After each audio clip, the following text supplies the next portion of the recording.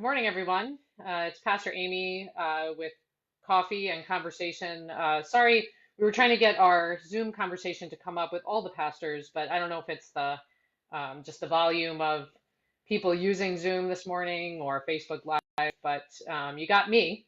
So I hope that's okay. I invite you to write any comments or questions that you have about either the worship experience this morning, if you joined us via the video that we sent out, or please let us know how you're doing this week. If you have any questions for me, I'll be glad to kind of have a conversational dialogue with you this morning. Um, I worshiped at 9 o'clock as instructed, had to be the dutiful pastor. I wasn't wearing my pastor outfit though, I confess. I was still in my pajamas as I watched the video on YouTube.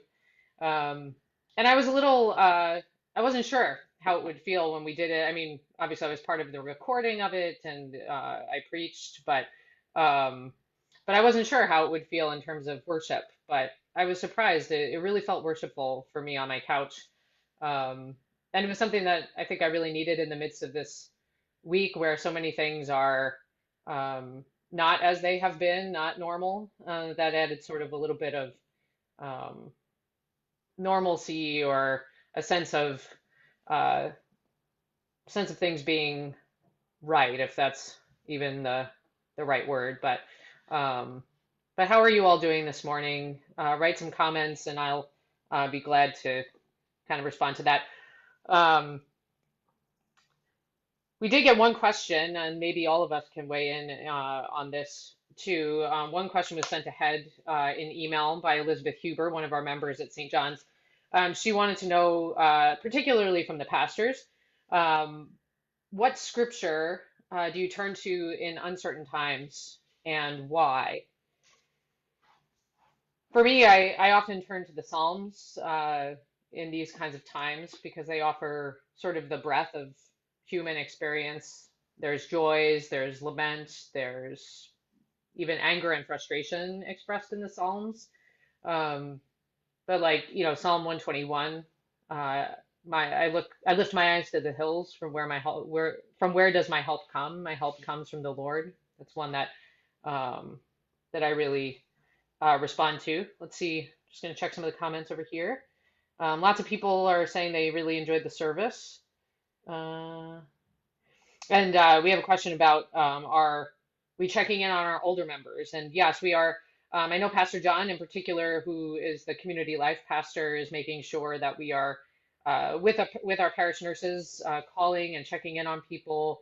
Each of the pastors sort of has members that we connect with most or have been in touch with over time. So we try to keep those pastoral connections consistent, and we work together with the nurses to make sure that people are getting checked in on.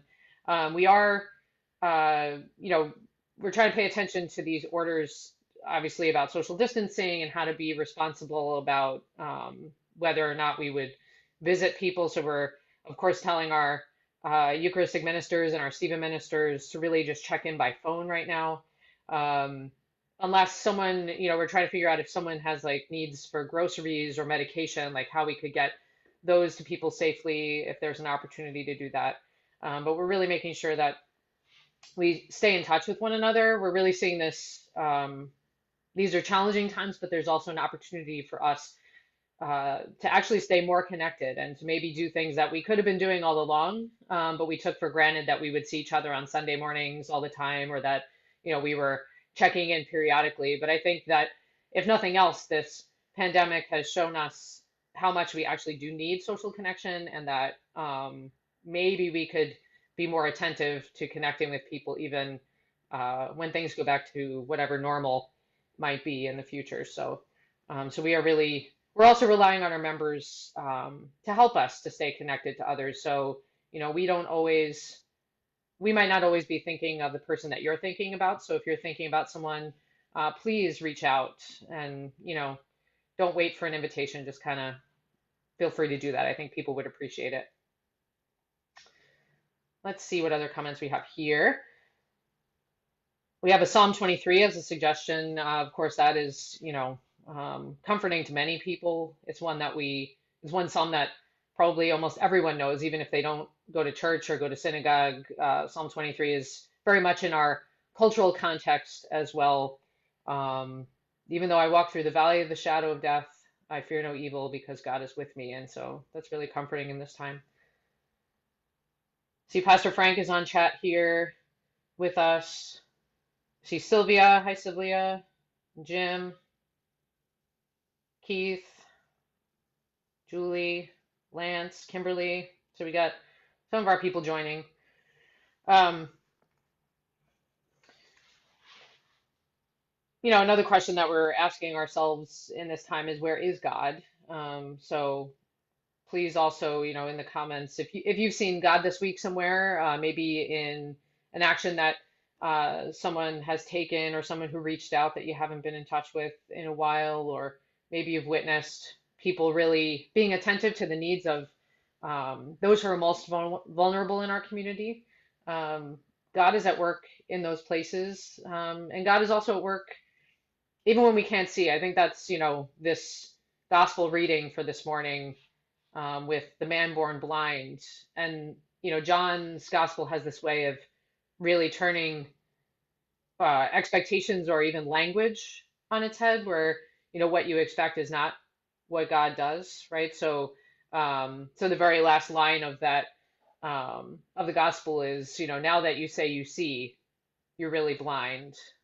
So this idea of like, what is really seeing the action of God in the world? Sometimes um, we wish that we had a clear sign, or God would just speak to us as God seems to have spoken to the people in the Bible, so that we have some clarity. But often it isn't like that, that God acts in ways that we don't expect. And so sometimes we um, have to be more reflective, or just, wait. Sometimes it doesn't happen immediately, but we see in hindsight, or we see later that, oh, God really was at work there. Let's see. Who else has comments here? Uh, People appreciated seeing our stained glass windows in more detail in the worship video. I guess, we actually got to get a really close up of most of them. And looking at them from the floor inside the church, you don't get to see them that way. Let's see.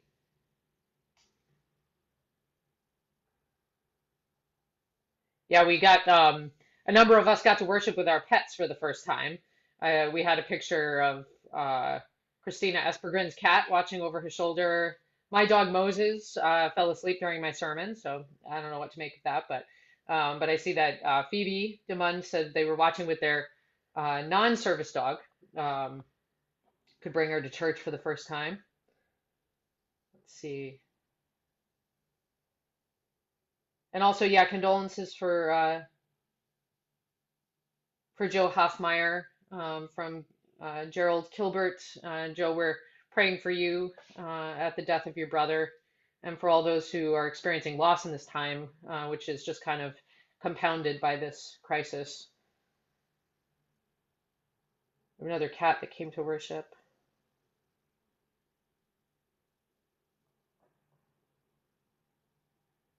Let's see. There are, Gwinnett is lifting up that there are ways for us to volunteer to distribute meals. I know, what was it, the Sacramento United School District was looking for people to help deliver meals to children who can't get meals. And I'm sure there are ways also for those who are in their houses. So be attentive to those kinds of ways that we can be supportive of people in our community as well.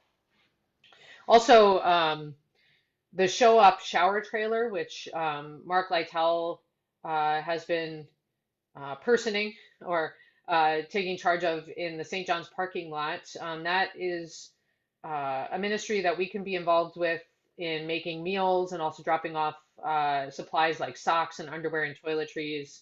Um, you can go to St. John's Facebook page or the website to find out more about that ministry. But Mark has been in our parking lot since last Monday. He'll be there from 10 a.m. to 6 p.m. every weekday, and from 10 a.m. to or 12 p.m. to around 6 p.m. on Sundays, and 5 p.m. on Saturdays. And so he's offering showers and hand washing stations to those who are unhoused in our community for whom, access to hygiene is really a challenge, as we know. And so thank you, Mark, for doing that ministry. And we're glad that we could open our parking lot for that, especially since it's not being used for business in this time of sheltering in place. So we're thankful for that. So if anyone's interested in being part of that ministry, helping to make sandwich bags or bags like bag lunches with sandwiches, that's also a way that people can be involved and help out in this difficult time. Let's see. Pastor John says we're also developing phone trees, so as ways, that's part of his ministry of ministering to those in the congregation, making sure that people don't fall through the cracks. So um, we're also thinking about, obviously we know technology, not everyone is dialed into Facebook or even videos online, and so we are being attentive to those that receive our newsletter by mail and trying to mail out tools that they can use to pray at home and mailing out the bulletin so that they also stay connected and can worship along with us in a certain way in their house. So we're making sure that we try and reach everyone that we can in this difficult time. Pastor Frank takes comfort in those resurrection texts, and we're in the season of Lent, but we're soon approaching Easter, and so we're expectantly awaiting Easter for sure this year. And we've said when we come back together for worship, we're not sure if by Easter that will be possible in the way that we usually do, but when we do come back to regular worship together, it's going to be like a big Easter. So we might get Easter twice this year in a big way. But Pastor Frank's lifting up the road to Emmaus, where the disciples are walking along after Jesus has died, and they're really sad and confused about what's happened. And that might be some emotions that we are experiencing in this time, just confusion about, what are we supposed to do? Even just what are we supposed to do with ourselves? I know, like this week, I was sort of out of sorts, like, okay, I can work from home, but what am I supposed to do working from home? Or, and just the sadness over all the loss that has happened, and and even worrying about my mom's health all the way in New York and being separated from them and trying to, worry from a distance and do what I can to help, but knowing that I'm not there. So sort of walking along in this sad road of Lent, and then Jesus joins those disciples on their walk and starts opening the scripture to them. But it's only when they finally come together around the table and they break the bread together that they recognize Jesus in their midst. And so it may take us a while to recognize God in our midst, but I think when we keep connected to one another, where two or three are gathered, that's where Jesus is among us. And I've been pondering that text too, that idea that when two or three are gathered, because we're not gathering in person, but just gathering here even on Facebook Live. We're gathered in Jesus' name as the people of God. And so God is present somehow, and so we trust that and we cling to that in this time. Sylvia said that this is teaching her about gratitude and not taking things for granted. And sometimes that is true, right? We don't know what we have until it's gone, and then all of a sudden we realize that that was really precious to us. So even things that we complain about, right? Like our jobs or having to go, our time, feeling like we don't have enough time to do the things we want to do. And now that we have an abundance of time to do the things that we thought we wanted to do, now we're sort of missing our routines and the things that do call us away and have more structure. So, sometimes it does take a shake up in our lives to make us really realize what we do have and be thankful for it. So thanks, Sylvia. Let's see. That resonates with some people here, I see. We're also praying for Winnie Reed and her family at the loss of Chuck. So we continue to hold, again, those who have lost loved ones. And so please pray for those people and reach out if you know them and can offer some condolence. I do want to say thank you to to Esperanza Vogt, our communications director. She's really helped us put all these things together. And also Tim Reese, who helped to film the worship this morning that we put out this morning. But Espy's really been, uh, we've really been relying on her in this time in a real way. And so she's been putting out such good communications to you all. And she's going to be our primary person to help us stay connected with you. So please also, if you can, reach out to her and offer thanks to her. Um, we have some compliments on Pastor John's children's sermon. So that was an optional link that you could click. So if you haven't looked at that, maybe with your families later, you can take a look. Or, the adults also can benefit from the children's sermon, as we know. That's when I used to do children's sermons, especially in Michigan, I always knew that that really that's when people were listening was at the children's sermon. So I don't take any offense if you decide to listen to that instead of my sermon, but you can go click on that link in the email as well. Let's see who else is here. We see Jen's here, Ingrid.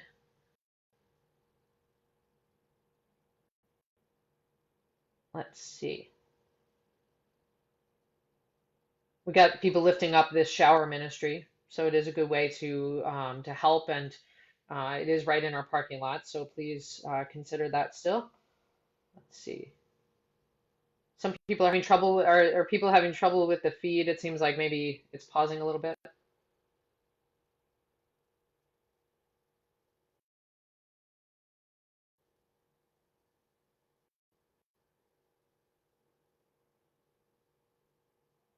I have at least one person is watching from my church in Michigan, so it's nice also when we, um, as pastors, we do when we move around, we build these connections. But it also reminds us that uh, we're not alone even as St. John's, right? That's the thing about the Christian community. We say that as the body of Christ, we are connected to people throughout the world. And so it's really been interesting as I look at my own Facebook and I see all my friends and their different worship services and the different ways that they've been doing it, whether it's streaming it live or doing like we did, where we make a video to post and then watch together. So it reminds us that, we're all going through this. We're all having to be creative and figure out new ways of being church in this time. And um, so it just is another reminder to me, of how we are connected to everyone. So let's see.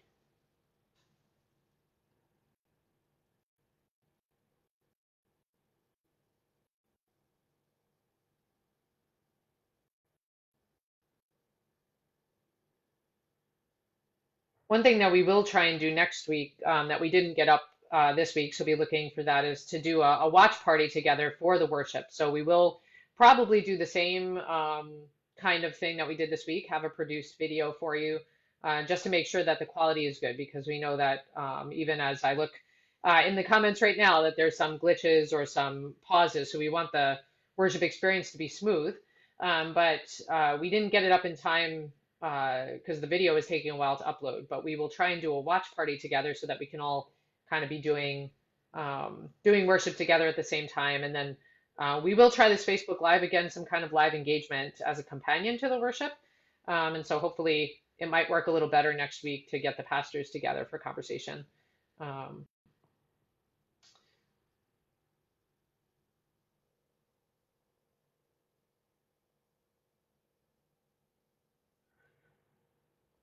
so are there any other, I don't know if there's any other questions for me. I don't know if anyone has any comments or questions about the sermon. Um, for someone who um, I'll just admit I can be a procrastinator, so I like, I need a deadline, so I did have a deadline, but usually my deadline is Sunday morning.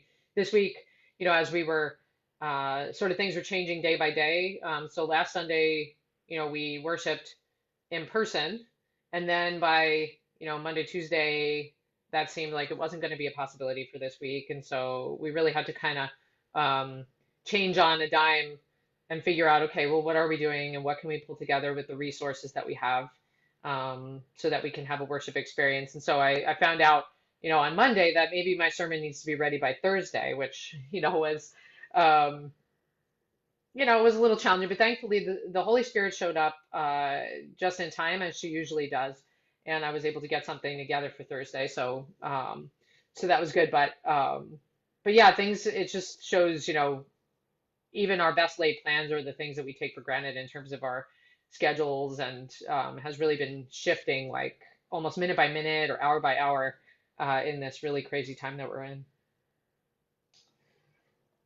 Pastor John also says hi to his former church members that might be watching from Michigan. Um, so hello out there to anyone who's watching from other states or other places other than Sacramento. Let's see, got more.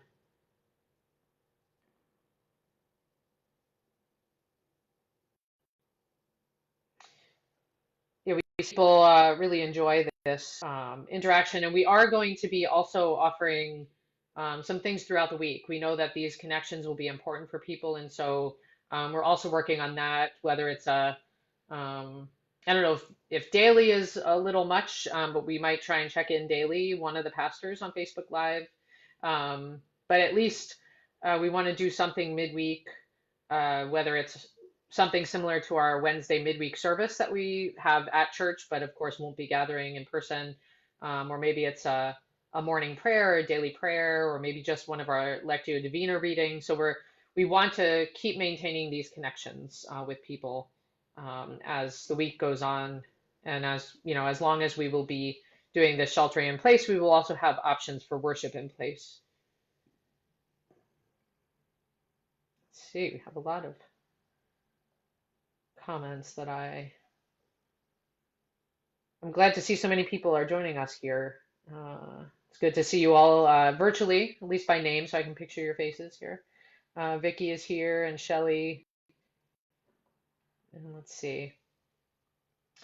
We have a request for a Bible study at 10:15, so we might be able to do that this week. We decided to do this. Well, we had hoped to do a more coffee hour conversation with the pastors, but maybe next week we could try and do a Bible study. And so maybe even just doing more of an in-depth study on the texts, so we'll consider that as we're planning for next week. So thank you for that suggestion. Um, Linda Linda Baldwin has also been doing a lot of work, so we thank Linda. And then she's also reminding us to thank all the other staff, because everyone's really been pulling together. Our property staff has been taking care of things at the property, making sure everything's clean and in order. And we'll be doing even some work from home to do some more planning and preparation for when we come back. Um, and then really just, please reach out to all of our staff and show your gratitude for what they're doing to keep the ministries going at the church. Like we've said, traffic to the church may have stopped because we're all being asked to stay at home, but ministry is not stopping. So please, reach out to us, whether it's by email or phone call. And pastors will be on call each day of the week. So we're sort of dividing up that time so that one of us will be the primary person on call each day. But of course, if you have a connection to one of us and want to reach out, we're all available. So we're not, don't think that your pastors are just sitting at home drinking coffee all day. We will be there for you in this time of need. So let's see, we have Psalm 119 and Psalm 114. You are my hiding place and my shield, and I hope in your word. So there's some suggestion for people. Um, let's see, Psalm 27. That's Pastor John's suggestion. That's a good one. The Psalms really are a good place. I mean, of course, in times of affliction and suffering or wondering where God is, sometimes the book of Job can also be comforting, or just at least help raise some of the questions that we have in this time, and to remember that ultimately God is in charge. And so we sort of have to let go, and we are reminded um, in these times when we lose our sense of control that really God is in control. So in those times that we think we can control everything, we are reminded by these kinds of um, sort of natural disasters, or this pandemic, that we really don't have as much control as we think we do. And so sometimes these can be teachable moments for us as well, to just kind of let go and let God.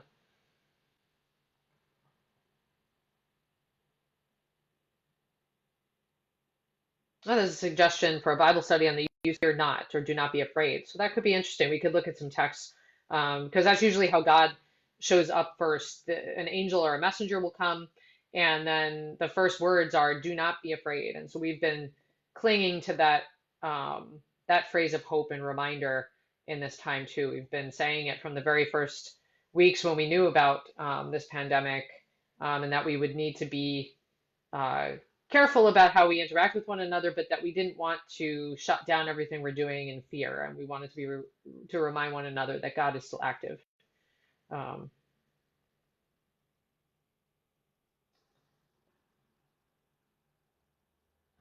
Keith is thanking us for providing a place for the extroverted to be connected in a meaningful way, and that is real, right? I'm more of an introvert, but even I miss that connection to people. But people who are really get energy and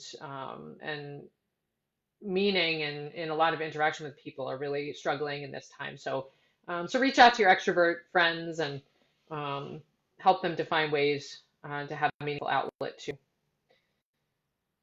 Elizabeth Huber says she's been reading Numbers chapter 6, verses 24 and 26 through 26 um, for help in this time.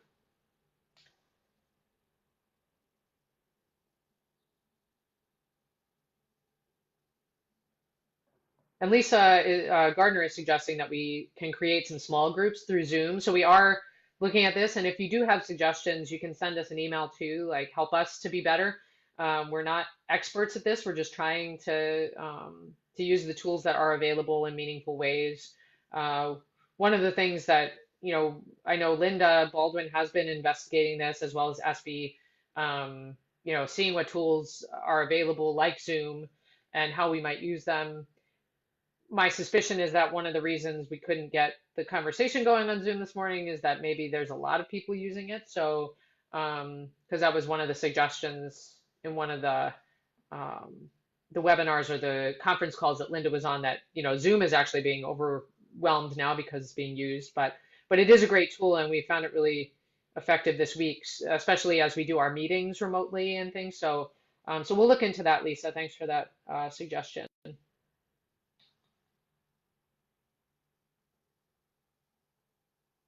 John, oh yeah, Pastor John was responding about the Numbers text is the priestly blessing, and so I believe that's the one I used at the end of the service today. But Pastor John said he misses saying it to our people, and as pastors, we find the pieces of the liturgy really meaningful, as do, of course, the worshipers. But like when we get to pronounce the blessing or serve the sacraments, we really do miss that interaction with people. And so, it was interesting for me today as I worshiped at 9 with the video that I was sort of responding to myself. So that was an interesting experience that I don't usually have. Um, but uh, but yeah, being able to do that even virtually was kind of special for me. I was doing it on Thursday, but I had to imagine who would be listening on the other side of the camera, who would be the people there. But of course, it's very different than having actual people in the room and the energy that brings. One thing in seminary, I remember from preaching class is that a sermon isn't just like a presentation; it's an actual event between pastor and people. And so you do lose a bit of that, obviously, when it's on video. And so I think all the pastors look forward to the time when we can actually be in the room together again and delivering those sermons together, or actually experiencing those sermons together. Um, Thank you, Pete, for the compliments about the sermon. Uh, Shelley's shouting out to all the LLC book club members like Sylvia who are on. She's encouraging you to keep reading, so keep reading. Um, and Mary Magdalene is next month, God willing. If they can get together, maybe we can help the book club to use Zoom too. So we do have this, we did buy as a church a Zoom uh, membership. There's the If people don't know, there is Zoom. You can do a basic membership and you can do a 40-minute meeting for free. So you might use that for your different meetings and ways to connect with friends. It can be kind of fun. I saw some people were doing like a Zoom happy hour. So, think about that.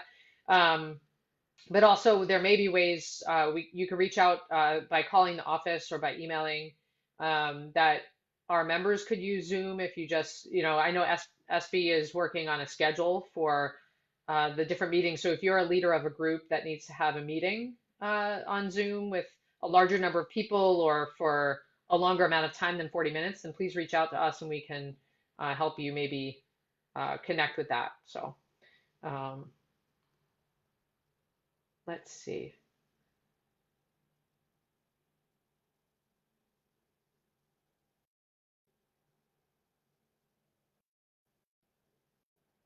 Barbara, Barbara Winter says she started a victory garden and put a box in her front yard so that neighbors can come by. So that's a nice neighborly thing and a way to sort of connect um, in a socially distanced way, but just to show people in your neighborhood that you're caring about them. I'm glad that Nathan enjoyed the worship in place. Thanks, Courtney. Hi, Nathan. I hope you're still watching. Um,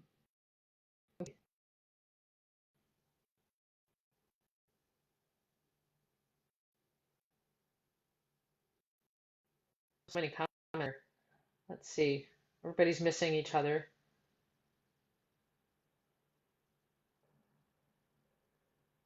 And Dominique says that the Elk Grove group is already using the Google Hangout, so that's another tool that you can use to kind of um, have interaction, and you can get a group of people together. So there are some really good online tools to keep us connected in this time. Amy Chance is asking a a question that's actually very central right now in the conversations within our church. Is there such thing as virtual communion? Um, Well, if it depends on who you ask. So there are a number of my colleagues who are doing virtual communion.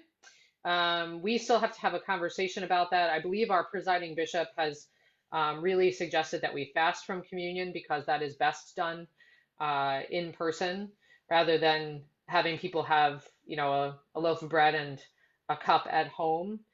We do encourage people, even as we continue to have that conversation at St. John's, whether we might offer that or suggest that to people. But the early church had what they called agape meals. And so people used to come together and eat a fuller meal as, and then have communion as part of that, have the bread and wine.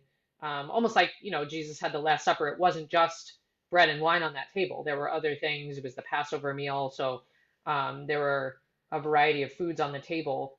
And so we were really encouraging families, this is obviously a time when, we are home, we get to cook meals, maybe cook meals together, and definitely eat around tables together. And so we're really encouraging people to see that also as an extension of communion and a way to commune together. Those are sacred times when we gather for meals with our families. And so we are encouraging that. And also, we will be sending out, I don't think we sent them out yet, but we will be sending out a a document that has prayers and readings for different circumstances, including some table prayers that people can use as uh,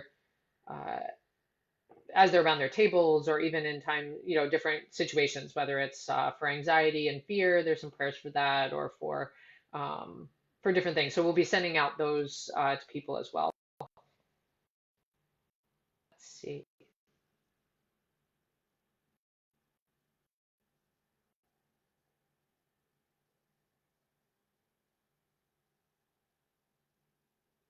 Yeah, Pastor John is suggesting, our last 2 weeks of Lent, we've been doing, our theme for Lent is within and without. And then each week, we've been doing one of three disciplines or practices in Lent, which have been prayer, giving, and fasting. So this week was giving without. And so the next two will be fasting, fasting within and fasting without. And so perhaps we see these 2 weeks as continuing to fast from communion. and then at Easter we'll find a way to do communion together. So we'll be looking at that, like I said, but maybe we just live into this fasting in this time and use that as a chance to pray and to also um, sort of be expectant about what we will receive when we come back together, when we find ways to commune together. Um, and Susie said she was able to worship via YouTube on her television and then have the service on her iPad. That's actually how I did it too. I had my iPad and my TV, so then you're able to kind of have the service there and also watch the children's message and have it all there. So I know there's different ways people may have printed it out and then worshipped, but um, well, I think I could sit here and talk all day to you, and but my coffee is running out, and I think maybe all of us want to get on with the rest of our day. But it was good to be with you this morning and be able to just have this little coffee chat with everyone. Um, be well in this time. We are praying for all of you and ask for your prayers for us as well, for the staff at St. John's. We will continue to reach out in different ways. And also, again, please be in touch with us. Let us know how you're doing, even if it's just to say hi or to share a status update about you and your family. Um, God bless you, and we'll talk with you soon. Take care. Bye.